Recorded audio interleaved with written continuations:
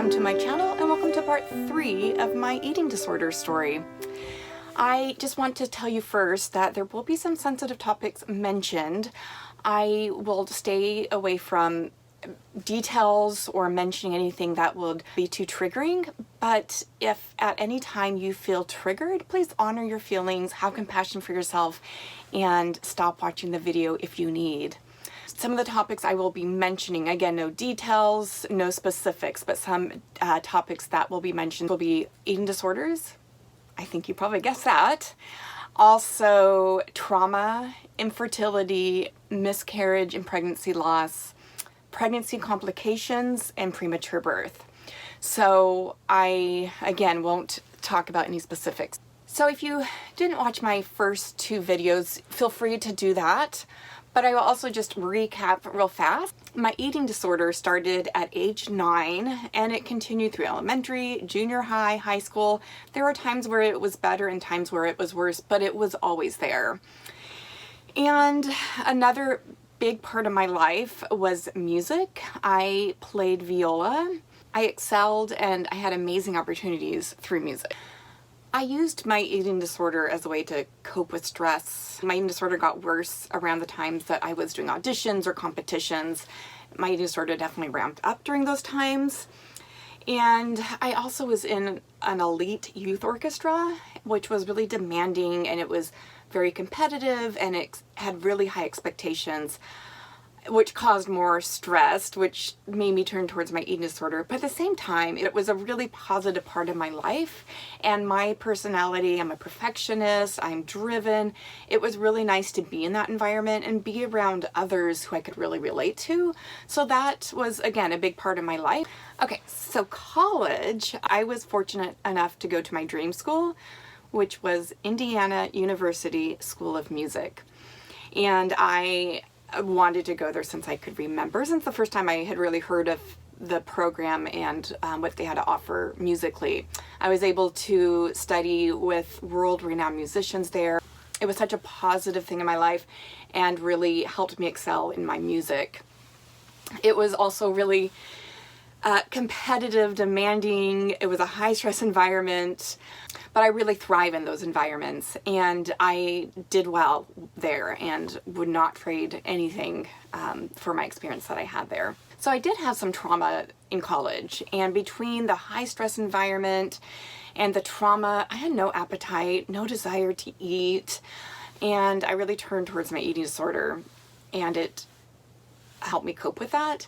So between my eating disorder, I also turned towards my academics, put myself into that, and my performance. I was practicing up to 10 hours a day, which really wasn't healthy. And it was a way that I was able to kind of keep things together and cope with everything. So I didn't realize how sick I had gotten until I came home for Christmas. Everyone saw me and they were shocked and they were really concerned. And I just wanted, I guess, kind of pause here for a second. And I know people ask me, well, didn't you go to treatment if everyone was so concerned? Back then, there weren't the resources and awareness around eating disorders as there is now. So no, I didn't go to treatment. The other thing was, as I mentioned in my other videos, my eating disorder started when I was 9. But prior to that, I was a really picky eater and was very underweight. So it's not like I went from this kind of a normal size, normal eater to now all of a sudden not eating, restricting, and it was really noticeable. I went from a picky eater, underweight, to still underweight, more underweight, and still not eating a lot. So it just looked like I was still picky. So my parents were always concerned, the doctors were concerned, but at the same time they just thought, well, this is just me, and that's who I was. I graduated with a music performance degree, and then I moved back to my hometown, and I was fortunate enough that I was able to get into the music scene pretty quickly, and I was gigging a lot, performing a lot, teaching. I started teaching privately and had some wonderful students.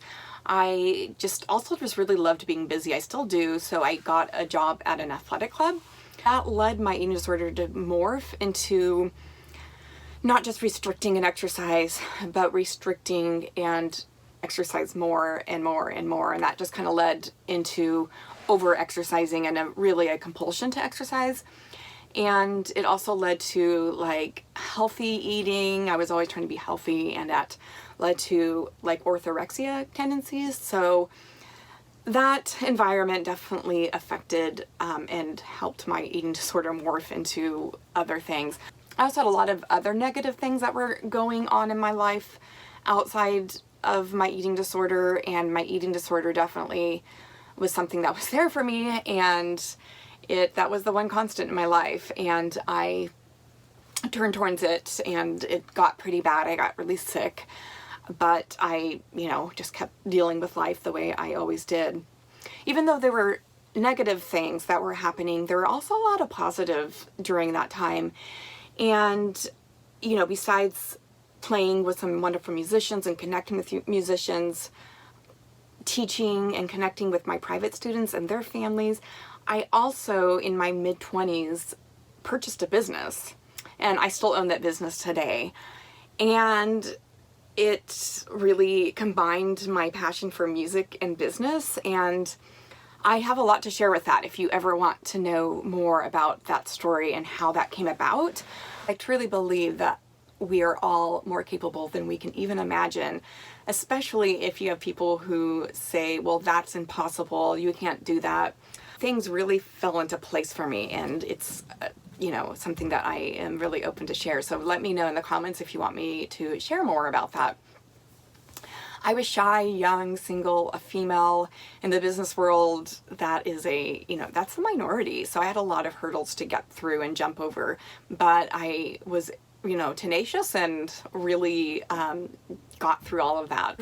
A few years later, I married my wonderful husband, and we wanted to start a family right away, and it didn't happen. I eventually was labeled as infertile. It was devastating. I just have this mindset, if you work hard, you will get whatever you want, and this is something I didn't have control over, and I felt like I didn't have control over my body, and it was just, like I said, really devastating and a really hard place for me to be in. So I finally had to admit to myself that I couldn't have both my eating disorder and a family, have children. So I had to give up one of those things, and I really wanted a family. And for the first time, I had something that was bigger than my eating disorder. My desire to have children, to have a family, was bigger than my desire to keep my eating disorder. So I just like my eating disorder started, which was with like a switch that just flipped in my brain. It was like, oh, okay, I have an eating disorder. How I got out of it was the same way. It was like I just flipped a switch off, and that was it. And it's not that I didn't have, a desire to turn towards my eating disorder. It's not that I didn't, I wasn't tempted to go back to it, but I really, weighed out everything and finally had to admit to myself that my eating disorder had consequences, and it affected my life. It was hard, but I gained weight, got healthy, still did not get pregnant, but we started fertility drugs and I was able to get pregnant. So excited, we told everybody. Then we had a miscarriage, so it was horrible, it was devastating. I got pregnant again, had another miscarriage, my second miscarriage.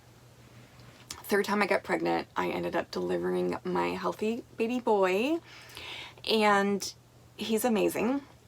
What should have been like one of the happiest days of my life turned quickly into a nightmare. I had a very, very rare complication called placenta accreta. The baby was fine, but it almost cost me my life. I almost died, and I had an amazing doctor who saved my life, and I'm so grateful for that. So I got through that, just enjoying my life with our family, and we wanted to expand our family, have more children, give siblings to my son. So we went on to do the fertility drugs, and we got pregnant, got a miscarriage, got pregnant again, had another miscarriage. So that was our fourth miscarriage at this time. And then finally got another pregnancy, and we found out that we were having identical twins, and we thought we hit the jackpot because we, being on fertility drugs, what I was on, we knew there was a risk of twins, but it our doctors told us later that it only had a risk of fraternal twins, and it didn't cause identical twins. So we really felt like this pregnancy was just a miracle. It was just amazing, and we were just so excited about it, and we were worried but excited. It ended up being a really complicated high-risk pregnancy. I had hyperemesis, which, to explain, the best way I can explain that is morning sickness, but it lasts all day, not just in the morning. And I couldn't eat. I couldn't keep anything down. I was pretty much in the hospital on IV fluids for like the first couple of trimesters, the first 2 trimesters. The other thing was we found out that with our identical twins, we had another rare complication that only happens with identical twins, and it was called twin-to-twin transfusion syndrome, or TTTS. And we knew that our twins were at a high risk of losing both of them. So we just were beside ourselves this whole pregnancy and just really, really worried. So I did end up getting another rare complication called HELLP syndrome, HELLP syndrome. And the only cure for that is to deliver. So I had to deliver my babies 2 months early, and one of our twins did not survive. And once again, that really rare pregnancy complication I had the first time happened the second time, but it was a lot worse. The placenta accreta actually turned into placenta increta. And I came very, very close to dying. And I ended up in the ICU. Our surviving twin was in the NICU, the NICU.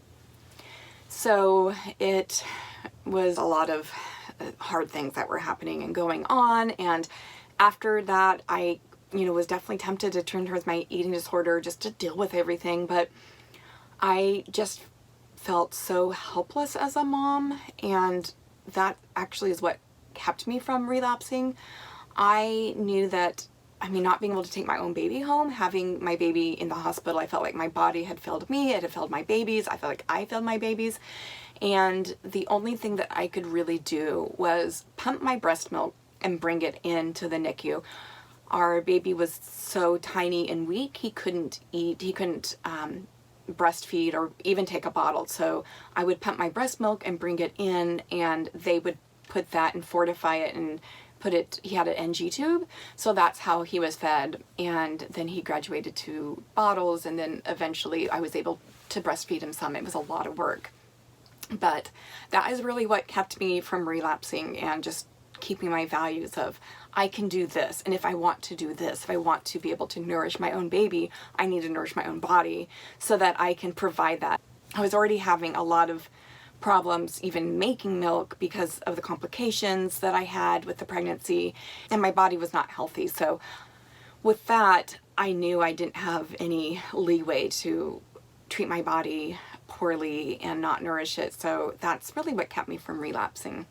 Then the doctors recommended I never get pregnant again, which was really hard. I know that I had these 2 really healthy boys, but we wanted to expand our family. So that was really hard to get like my fertility taken away without my choice.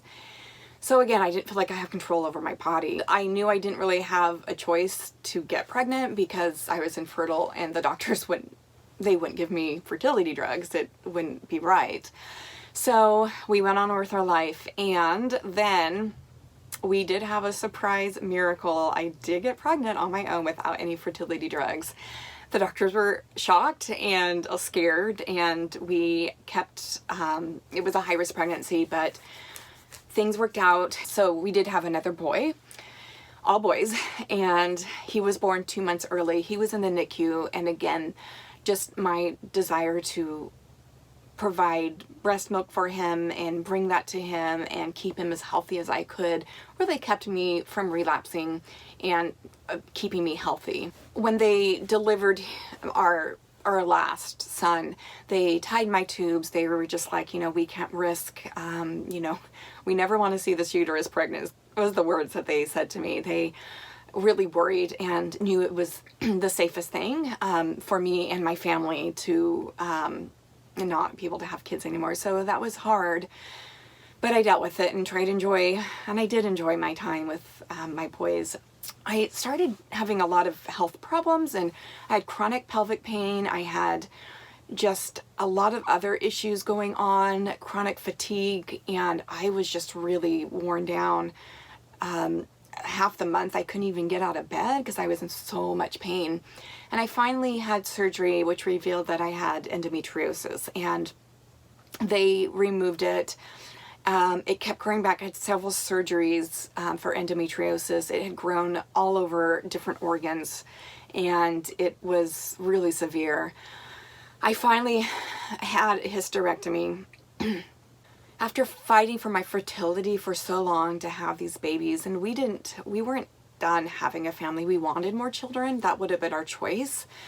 But it was hard to have such a definitive end to my fertility. After my hysterectomy, I gained a ton of weight in a very short amount of time. And I hated my body. It was horrible. The weight stayed on. I just felt like I couldn't get it off. I didn't turn towards my eating disorder. I just, dealt with it the best I could, but it was hard. So almost 2 years ago, my father passed away, and this is where things really turned for my eating disorder. I relapsed after he passed away. I relapsed hard. I was always Daddy's little girl. We had a really special connection. We were really close and bonded. We had our music together. It shook my world. And he played piano, and he would always accompany me as I played viola. So in fact, the beginning and end of my video, the intro and the outro, the music with that is my father and I playing.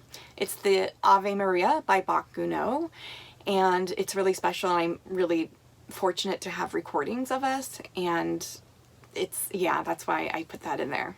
So I used my eating disorder to deal with my grief, and really trying to deal with everything else that was in my past, my medical trauma, but the grief with my dad passing really is what it was like. I can't do this anymore, and my eating disorder got really bad, and it was comforting and familiar though. I mean, this is what I turned to, and I knew what it was, and it felt good. It wasn't healthy, but it felt good. So I just turned to restricting and over-exercising. I eventually got an outpatient team, and I just continued to get worse. So they recommended that I go inpatient. I was pretty bad off, but I was able to get better enough so that I could avoid inpatient. And I'm not saying anyone should be avoiding inpatient. This was my experience, is that I was able to go into a partial hospitalization program that worked better with my life at the time.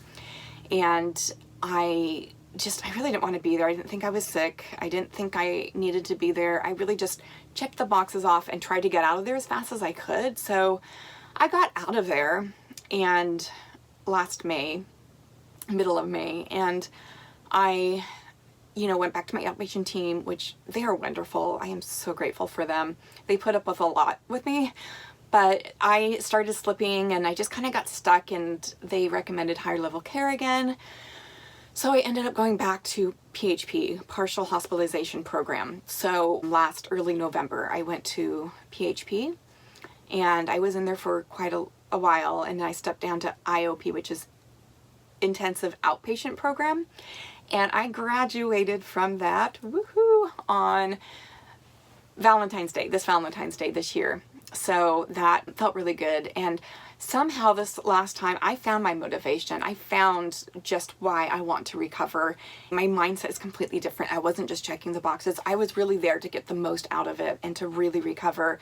And there's days I don't want recovery, but I know I don't have a choice to even give my eating disorder one bit of inch to sneak back in, because once it does, it happens quickly, and I am just really committed to not allowing that to happen. So even the days I don't really feel like doing the stuff I need to be doing, or even the days I don't really feel like I want to be recovering, I do it anyways. I know that those feelings will pass. I know that my motivation will shine again, and I always have to be willing. So my willingness is there even when my motivation is low, or when my desire to recover is low, because I know if I'm willing, then all the other things will pass. Feelings do pass. Anxiety does pass. You will get through it. And on the other end are my values and what I really want to be, living for and recovering for and enjoying this family that I just adore, and take, really putting myself into this business that I am so proud of, that I was able to do that at a, situation that people really were thinking that I was crazy, and I've made it work. So every day I make conscious decisions towards recovery, and it's something I have to do every day. And I would love for you to go on this journey with me as I make more videos. So please subscribe, like, comment. I would love to know anything that you guys would like, questions. If there are any aspects of my life, whether you heard it in this video or anything else that you are curious about or want to know more information about, I am really open, and I would love to share and connect with you. It's through connection that we can really heal, and recovery is easier when we do have connections and we're not isolating ourselves. I do isolate myself. I'm getting better at it, so these videos really do help me, and I hope they help you too. So that's it. And that is part 3 in a nutshell. Now that I've shared my story, I will be seeing you in different videos of different parts of my life as I am doing my best to recover.